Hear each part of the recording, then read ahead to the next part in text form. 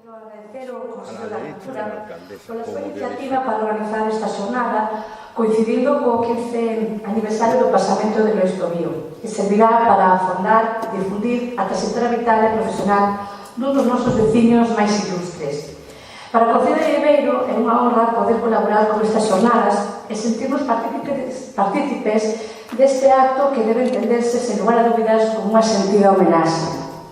Quero tamén agradecer a dar benvida a todos cantos achegaron hoxe a Viveiro para participar nestas xornadas e dunha maneira moi especial a Constanza, que hoxe quiso acompañarnos a todos a nosa gratitude. Ao longo desta mañá teremos a oportunidade de achegarnos máis polo miúdo as tres das facetas nas que Lois Tobío levou a cabo un papel relevante como galeguista, como traductor e como xornalista. Estou segura de que as intervencións que dirán serán especialmente interesantes, que servirán para entender mellor o gran papel que Lois Tobío ocupa dentro da cultura galega. Pero estou convencida tamén de que dará moitas outras cuestións pendentes de tratar. Lois Tobío foi un intelectual como poucos, un home que ao longo da súa vida destacou en tantas e tan amplas vertentes que unha mañá non chega para descubrilo. Como contar en mediodía a biografía dun home que formou parte do Seminario de Estudos Galegos, que participa na redacción do anteproxecto do primeiro Estatuto de Autonomía, que participa, que exerce como diplomático ata que está na Guerra Civil. A vida dun home en que durante o seu exilio estivo en Francia, en Cuba, en México ou en Uruguai, levando a cabo durante estes anos unha importante actividade en prol do galeguismo e da cultura. A vida dun home que nos deixou unha gran obra, sendo autor de destacados traballos sobre a política ou cultura, sen esquecer todas as súas traduccións do alemán ou do francés, a vida dun home que naceu e viviu en Viveiro hasta os 10 anos e que nunca esqueceu a súa terra. As persoas que ocuparán esta mesa a continuación falarán de toda a súa actividade intelectual. Permitideme, pois, que eu, como alcaldesa, aproveite a ocasión para facer fincapé noutra cuestión, no seu vínculo con Viveiro. Ben Constanza Tobío, en diversas ocasións, dito que o seu pai adoptaba falarles da súa infancia en Viveiro, dos seus primeiros anos de vida e dos seus recordos, tamén dos seus veráns nesta vila, despois de que a familia marchara a vivir a Santiago.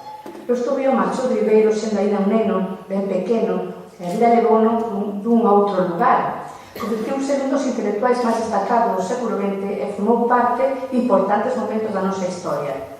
Traballou arreo en prol da cultura galega, da política, do dereito ou da educación, pero nunca olvidou a súa orixe. Lois Tobío volveu a Viveiro en diversas ocasións, a última en 1997, cando se lle concedeu a medalla da cidade, e regresou definitivamente en 2003, cando as súas cintas foron esparcidas na nosa vila. A sociedade estará sempre en débeda ante figuras como as de Lois Tobío, desperos que merecen a nosa gratitude e respeto. Agardo que esta xornada sirva para amosar o noso máis sincero reconhecimento a un dos nosos veciños máis sinlleiros, Lois Tobío. E agora vou dar a palabra a Xulio Ríos, membro do Consello da Cultura, que nos vai explicar un pouquinho como van ser estas xornadas. Moitas gracias.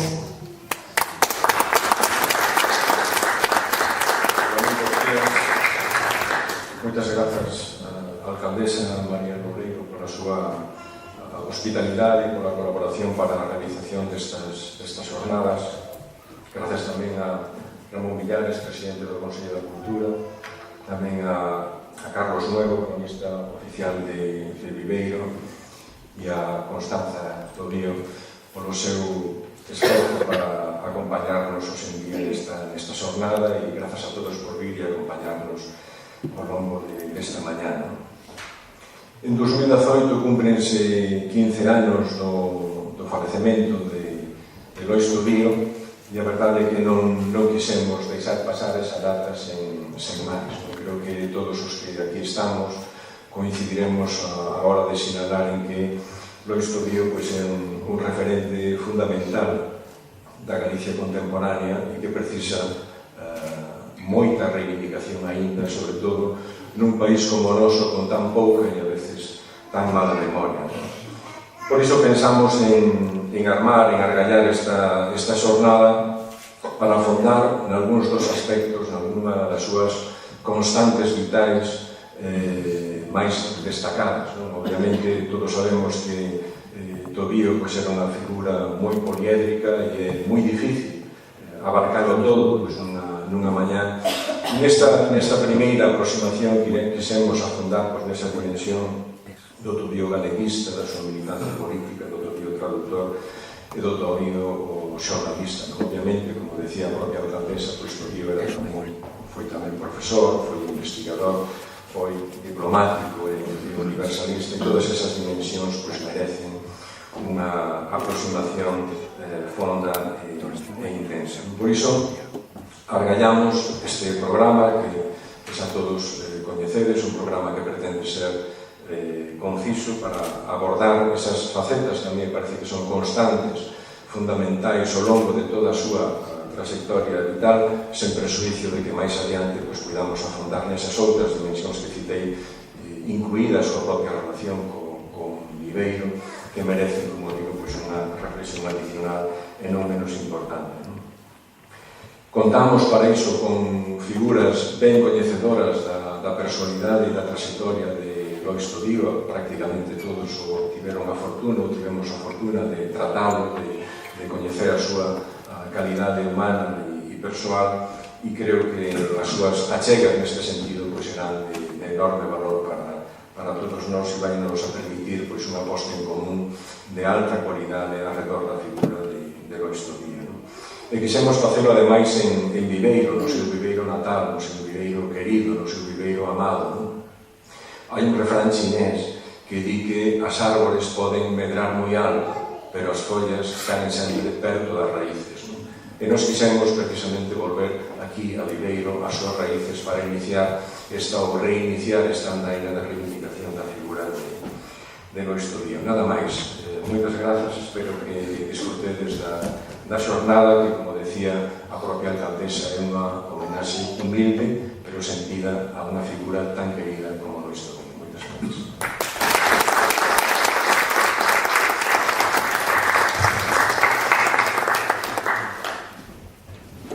Ahora vou dar a palabra ao cronista oficial e amigo persoal de Lois Tobío.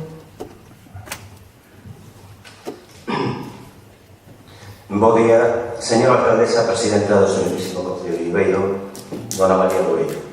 Señor presidente do Consello da Cultura Galega, don Ramón Villares, amiga Constanza, autoridades presentes, relatoras e relatores, veciños e veciñas, amigos e amigas que nos acompañades nesta mañá chuviosa e nebuenta, como diría Cunqueiro. E para mí, como cronista oficial de Viveiro, unha honra poder participar neste acto de conmemoración dos 15 anos do pasamento do excepcional mestre e amigo Lois Tobío, un viveires irrepetible. Sen dúbida alguna, para todos os viveireses e viveiresas que sempre tivemos fama de pobo alegre e acolledor, aberto a todos os mares da Rosa dos Ventos, resulta un grande orgullo a oportunidade de poder celebrar na nosa cidade esta xornada tobística, permítase máis expresión engañosa, especialmente coa celebración deste efeméride tan emotiva neste ágora que conforma o Teatro Pastor Díaz, un espazo centenario e grandemente referencial, como o seu propio nome onde manifesto. O estar dedicado, ni máis ni menos que o adiantado do Resurdimento Nicomedes Pastor Díaz Corbelli, unha figura única que marcou os momentos iniciáticos no mundo das letras galegas, xunto cos irmáns Antón e Ramón Villar Ponte, fundadores das Irmandades da Fala, e, por suposto, co noso recordado e ben querido Lois Tobío.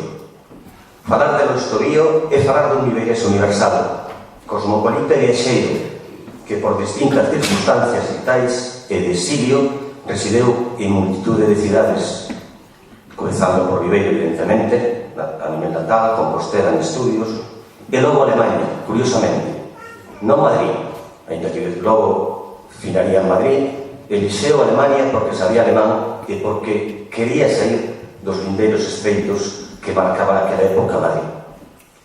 Logo viría Sofia, lugar de destino de traballo diplomático, Valencia, Barcelona e outras moitas cidades europeas durante a Guerra Civil, París, Nova York, Cuba, México, Brasil, Buenos Aires e finalmente Montevideo, país de acollida, co longo e doloroso exilio.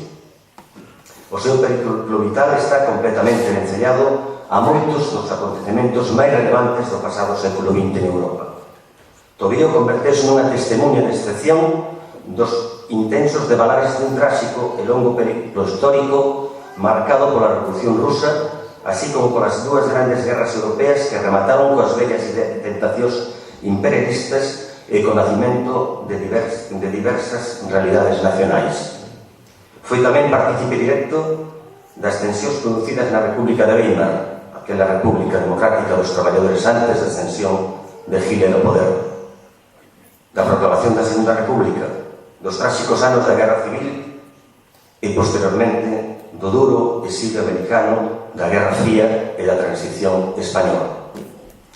A pesar dos moitos factores negativos, eses acontecimentos servirían para conformar nel unha sólida formación humanística e intelectual, convertendo nunha das grandes figuras imprescindibles desta nación anterga e eterna chamada Galiza. O rigor e fondura das súas análisis, o seu pensamento e constante seguimento das novas e dos cambios internacionais foron sempre obxecto prioritario de estudo ou mesmo de divulgación ao longo de toda a súa vida, en especial durante o tempo circunstancial no que exerceu como xornalista del Día en Uruguai. Luis Tobío, ao igual que aqueles vellos humanistas ou renacentistas que amosaban interese por case todo, converteuse dende moi noviño nun profundo observador e analítico esculcador da realidade, tenaz e traballador, incansável, capaz de dedicar a súa atención a campos tan dispares e complementarios como o dereito, a ensinanza, a diplomacia, o ensaísmo, o xornalismo, o novelismo, a historia, a traducción de idiomas, a música, da que era un gran amante, e as artes, en xeral. Ademais, Luis Tobío foi sempre un galego de lei, un galeguista comprometido coa realidade social e política do seu país, compromiso que adquiriu dende os seus tempos mozos de estudiante universitario en Compostela, un galeguista universalista que trataba de coñecer primeiro a súa aldea, como diría Tolstoi, para despois abrirse ou proxectarse cara ao mundo exterior e non ao revés. Tobío, ao igual que os membros da xeración Nós e os máis novos dos institutos galegos, ao tratar de partir sempre do indiferenciado ou diferenciado, do xeral ao particular, do abstracto ao concreto, estaban refugando conscientemente da uniformidade ou da perda da identidade cultural dos povos, desa identidade que permanece solidificada sobre soportes tan fortes e impercedoiros como a lingua, a paisaxe, a cultura, a historia e a memoria colectiva. En resumen, o que nos conforma como comunidade diferencial, pero ao mesmo tempo complementaria dentro do concerto universal dos povos libres. Fixadevos ben, como no mundo actual máis globalizado e controlado que nunca, os poderes fácticos tratan de impoñernos continua e reiteradamente os seus afáns alienadores, tanto dende o punto de vista social como económico, político, cultural, pretendendo igualarnos intentando facer desaparecer as diferencias nacionais ou incluso impoñendo unha sola lingua. Nos anos 20, cando vivía Tobío, estaba de moda falar en esperanto. Incluso as capas máis progresistas, socialistas, anarquistas e comunistas falaban dun idioma único. O noso ben querido Curros, en clave urbanística, en clave de humorística, nun momento determinado, chegou a falar de que o idioma universal tiña que ser, evidentemente, o galego. Evidentemente, Tobío sabía, como marxista que era, cal era o efecto de reacción e acción, ante acción a reacción e o efecto contrario. O novo amanecer dos povos asoballados surdiría precisamente por todo este tipo de trabas que se poñían diariamente, dados que os procesos históricos son sempre dialécticos e non hai acción sin reacción. Hoxe imos ter, sin dúbida, oportunidades cos distintos relatorios de coñecer un pouco máis en profundidade a participación de Tobío na construcción política e xurídica do nacionalismo galego, pois non debemos esquecer o seu importante rol como fundador dun dos primeiros anteproxectos estatutarios de Galicia en 1931, como promotor e asesor do Consello de Galicia en 1945 con Castelao ou como organizador do primeiro Congreso de Emigración Galega celebrado en Buenos Aires no ano 1956. Ademais do seu inixente traballo como colaborador na elaboración da Historia de Galicia dirixida por Pedro Pedrario. E xa para ir rematando,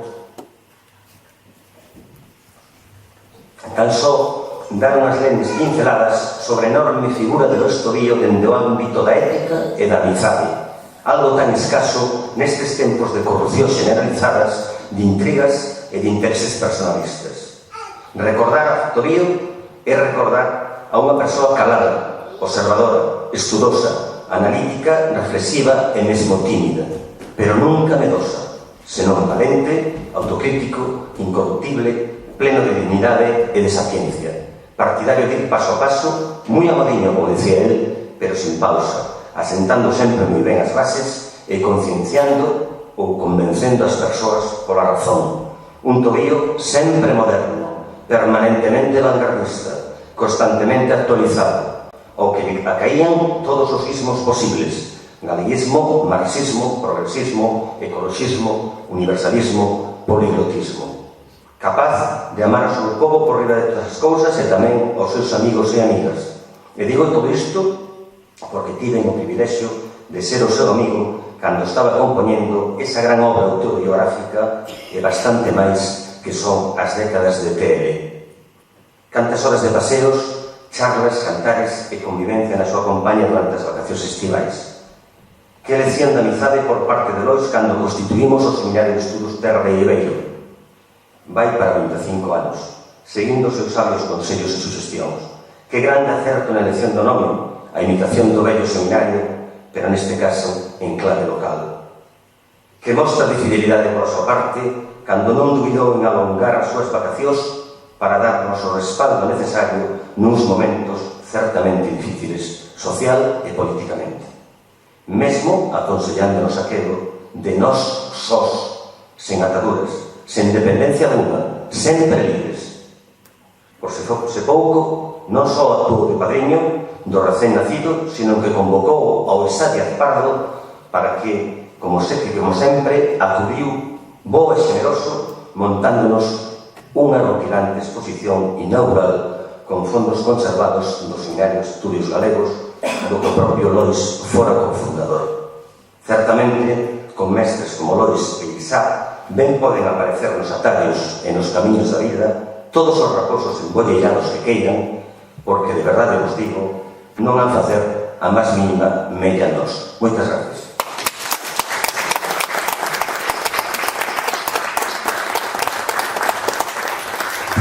A continuación ten a palabra o presidente do Consello da Cultura, Ramón Villares. Moitas gracias, alcaldesa, primeiro pola túa acollida, pola fraternidade con o Tobío, penso, con esta iniciativa do Consello de facer unhas xornadas en torno á figura tan poliédrica e non esgotada no programa que hoxe imos ver, organizou dentro do Consello da Cultura Galega Xulio Ríos, a quen agradezo tamén o seu traballo. Un día tamén quero saudar a Carlos Ruego e, naturalmente, a Constanza Tobío, que, entre moitos méritos que ten, está un que é imposible de sustituir, que é Sencilla. Sencilla de Lois Tobío, e, por tanto, moitas gracias por a túa presencia e por ampararnos tamén neste recordo de Tobío. E cando digo isto, non digo por decir, porque gracias á xerosidade e ao compromiso de Constanza, unha parte importante do arquivo, das cartas e os documentos que guardaba ela na mesma casa onde morou nos últimos tempos Lois Tobío, foron digitalizadas polo Consello da Cultura e están sendo transcritas e algún día, espero que non moi longe, hoxe imos asinar o convenio, me parece, algún día non moi longe poden ser divulgadas despois de asinar o convenio de autorización para que iso se pode facer. De modo que, personalmente e tamén institucionalmente, Tobío está moi próximo a min, porque o considero un mestre, non foi mestre meu directo, pero foi un mestre imaginario, un mestre que me ensinou a través das súas obras, e sobre todo a través das súas actitudes, e da súa forma de ver o mundo, e dunha obra especialmente relevante que xa foi aquí citada, que foi e é As décadas de TL. Eu tive unha oportunidade e a honra de facer a súa presentación pública tanto en Sargadelos no ano 95, como en Madrid, tamén na Galería de Sargadelos, por tanto, tuve que lela 2 veces. Depois volvín a lela, cando o homenaxe no Ateneo en Madrid, a Lois Tobío, de modo que é unha obra que a mí me ensinou moito, e me ensinou non só sobre ele, que tamén, sino sobre todo, me ensinou sobre o século XX, que ele vivira ou que ele entendera. E un século XX tan plural, tan convulso, tan duro en tantas cousas, que ele soupo contar con objetividade e non con carraxe nin sentimento. Esta é unha das características, penso, máis importantes de Lois Tobío. Como terei que intervir, creo, se non está no programa, na clausura, vou deixar algunhas cousas para despois, ou devo deixar para despois. É dicir, só que nesta introducción que Tobío realmente xa foi indicado por Carlos Nuevo, é un tesouro que temos que non está de todo explotado. Porque non tanto porque fixera escribir o Quijote, non escribiu, sino porque ele é un espello onde nós e as xeracións futuras nos podemos e nos deberemos ver. Un espello porque era intelectualmente moi riguroso, era políticamente moi comprometido, era, desde o punto de vista organizativo, moi leal, moi digamos que colaborador en empresas grandes sin que se notase esa colaboración ou que se notase pouco. Imaginemos o que foi compoñer a grande historia de Galiza dirixido por Ramón Otero Pedralles, escrito nos anos 50, despois que tardou tanto tempo en facerse, que sin cuidado de Tobío desde Montevideo non seguiría. Imaginemos o formato que lle deu e a orientación que lle deu ao Consello de Galiza, constituído en 1944 por Castelao, cando regresa de Montevideo, escribe unha carta a Tobío absolutamente emocionada e confesando: se non chego a estar aí contigo, non sabería que facer. Mesmo traía con eles uns papéis que se publicaran nunha revista inglesa durante a Guerra Civil, onde se mostraba o poder da autonomía non só en Cataluña e no País Vasco, sino tamén en Galicia. Por tanto, viña cheo de argumentos para constituir o que foi o único intento de institucionalizar desde o punto de vista ibérico a posición de Galicia como unha nación en 1944 no Consello de Galiza. E isto fixo en grande parte do punto de vista jurídico de Lois Tobío, e logo creo que tamén a súa colaboración que xa foi criticada para a organización do Congreso de Migración Galega de 1956 foi esencial e si sabe en moitas fotografías. De modo que é un espello polo rigor, é un espello polo compromiso, e é un espello por ese traballo filandeiro que fixo, e é un espello sobre todo porque antepoñía os intereses colectivos aos intereses individuais. El, que era unha persona formada nun tempo no que os individuos tiñan moita importancia e que as organizacións tiñan moita menos, el preferiu sempre reforzar o que ele chamou en un momento, creo que dicen as propias memorias, a casa común. E esa casa común era un modo de entender Galicia, pensado desde Galicia, con enerxía, mesmo con orgullo, pero sin exclusións, que el quixo transmitir en toda a súa vida. De modo que por esta razón eu sinto-me moi satisfeito de que nos acollese aquí, que a alcaldesa, que veñamos de novo, que retornemos á infancia de Tobío e da infancia a moitos outros pasos, especialmente por a compañía que hoxe temos aquí, non só de Constanza e os que me acompañan a mesa, sino tamén de todos vos, e espero que Tobío, si estivera aquí, e se sentiría, pero que cómodo, con as nosas palabras e con o noso cariño e con o noso modo de entender a Tobío, que toda a mañá será o que aquí presida. Gracias.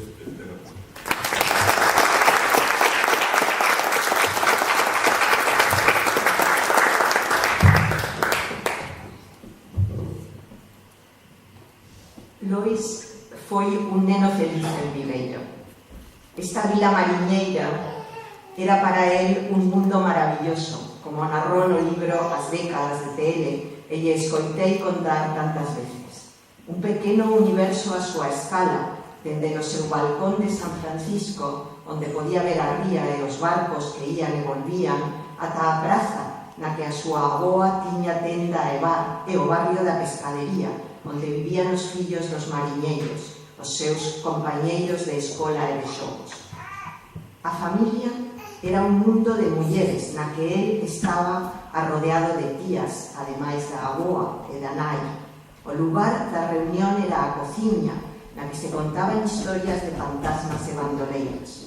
En Viveiro descubriu que o tempo ten ciclos e que cada ano chegaba o antroido, despois os mallos e xa no verán San Pantaleón, a festa da que máis gostaba, entre outras moitas recorrentes que fixeron as delicias da súa infancia.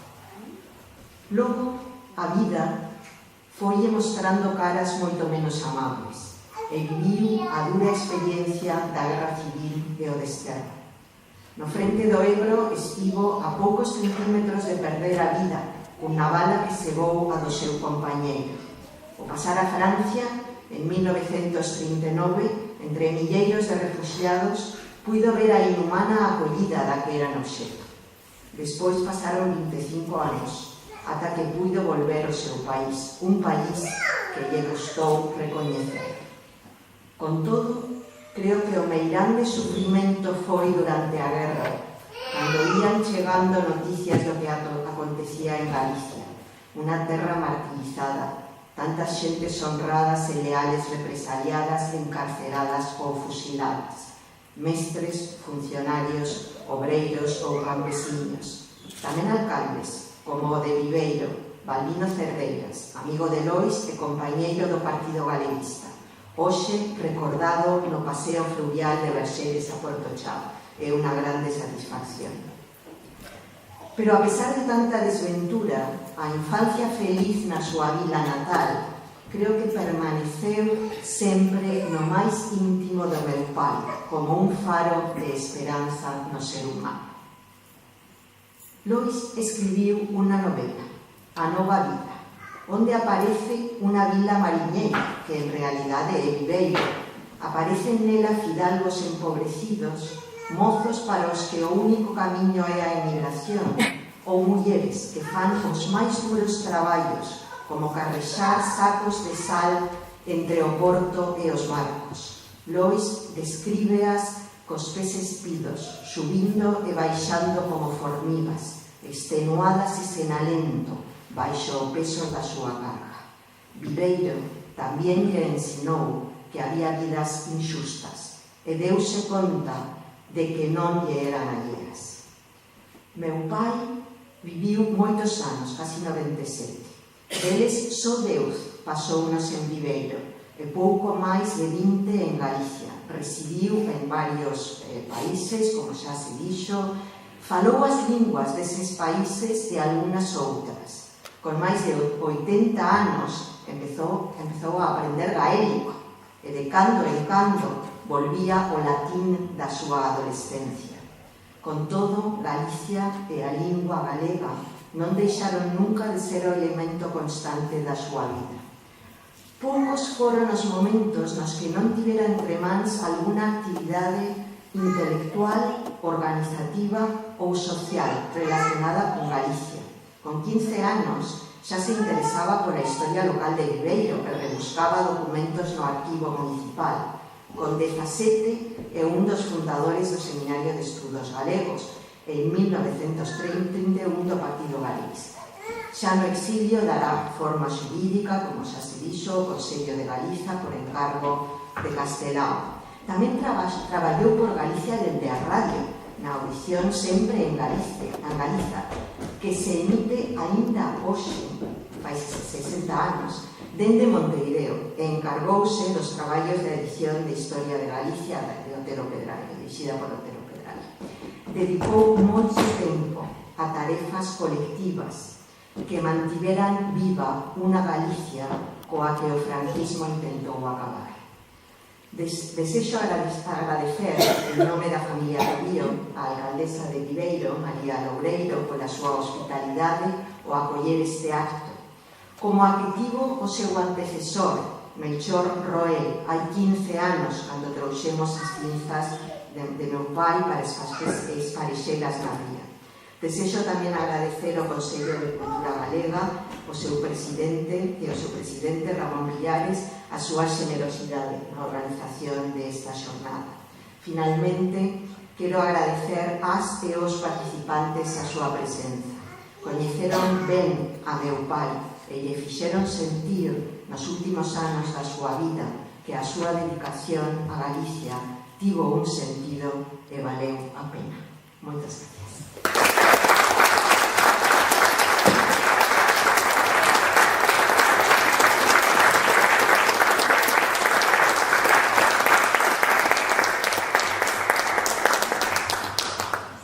Gracias, Constanza, por estar aquí hoxe connosco. Un placer. Queda inaugurada esta xornada e vamos a dar comezo coa programación. Moitas gracias.